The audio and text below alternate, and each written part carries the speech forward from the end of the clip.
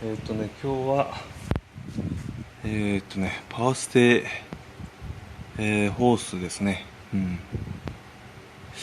で一応今なんていうかな、ちょっとねタービンとそのエマニのちょっとなんていうかな、そのモデルっていうか、がちょっと違うんで、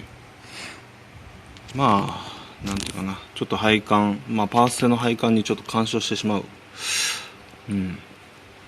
一応これね、オイルリターンのちょっとねパイプ使ってるんですけど、でこれでも本当にギリギリっていうか、ホースつなぐとね普通にそのパイピングと当たるんで、なんでちょっとね当たらんように、これを一回ちょっとここでカットして、でもうちょっと伸ばしてここら辺までかな。でちょっと上、パ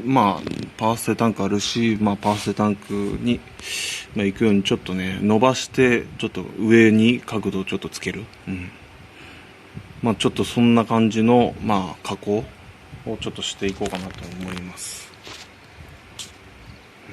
一応これスチールなんでね、ちょっとステンレス、ちょっと材料ありましたんで、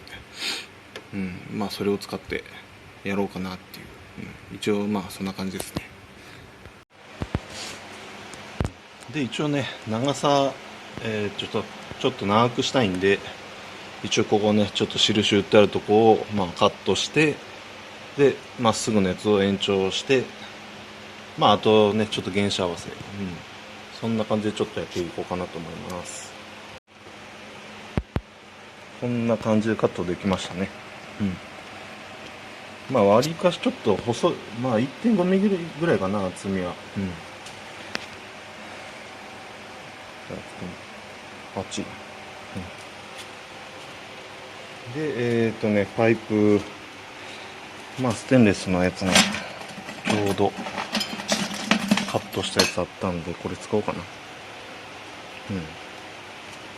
ちょうど多分同じ感じのやつね。ちょっとまっすぐか、ちょっと上に向けたいから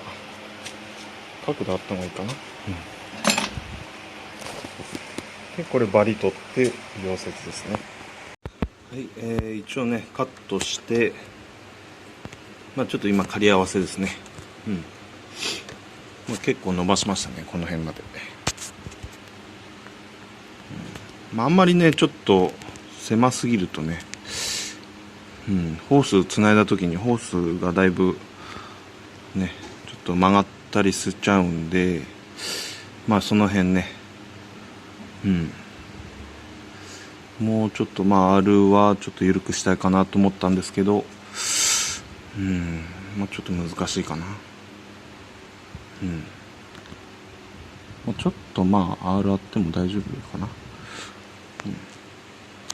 そんな感じでねちょっと取り付けの方を取り付けっていうかねちょっと溶接していこうかなと思います。で一応ね仮付けして、ちょ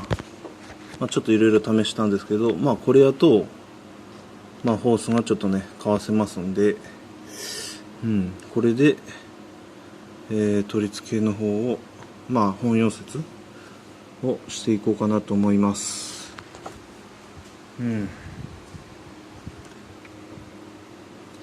エアコンのね配管もあるし、ホースつけた時にまたその分ちょっとスペースもねいるんで、ちょっとインタークーラーのね、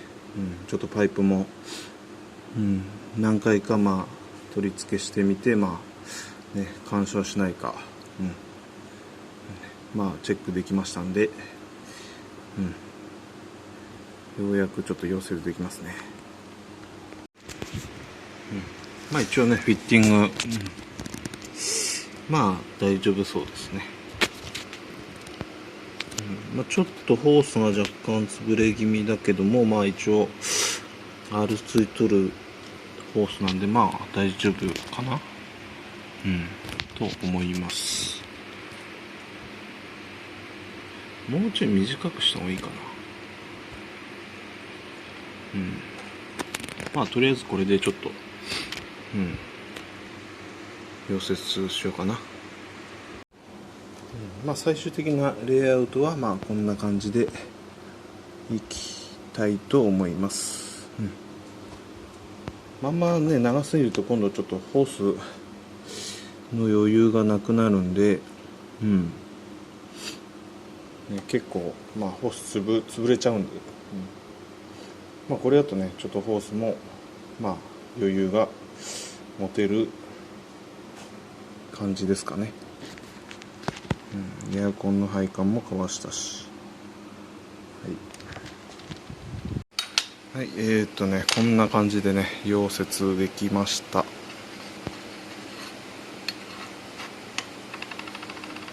まあ、割とねちょっと薄い板なんで、まあ溶接棒なしでいきましたね。この絶妙なねちょっと角度、まあ、こうすることでまあねちょっとかわせるっていう感じの、まあ、レイアウトですね。はい、そしたら取り付け完了しました。まあホースね、まあ R ついとるタイプなんで、まあちょっと潰れ気味ですけど、まあ一応そのまあとりあえずまあ別に機能的にはまあ問題ないかなっていう、まあそんな感じですかね。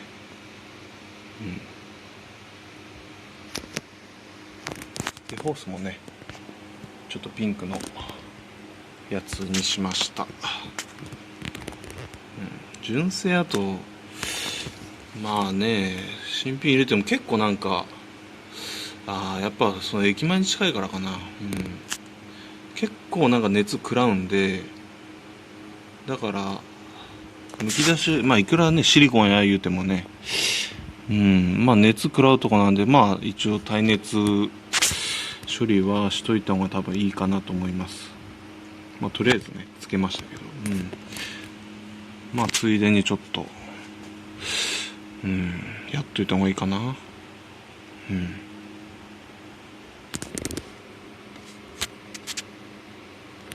まあ本当はねアルミで作りたいなと思ったんですけれど、まあちょっと材料がねちょっとないもんですから、まあ今回ちょっとねちょっとまあそのオイルリターンと、まあ、ステンレスでちょっと組み合わせてっていう感じですかね。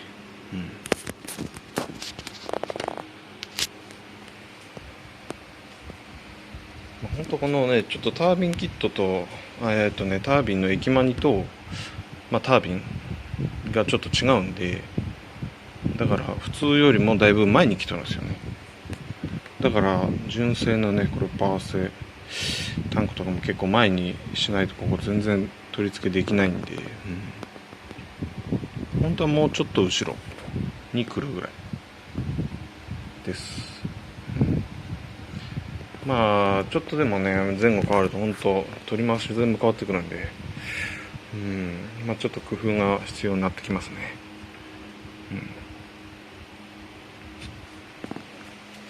で次はまあちょっと下のねマフラー、一応これね作ってあるんですけど、これをまたちょっと作り直そうかなと思います。まあ今日はちょっとね涼しくて、まあ、作業は結構進みましたね。いやパワーステは本当に手間かかるな。何回やっても大変ですこれは。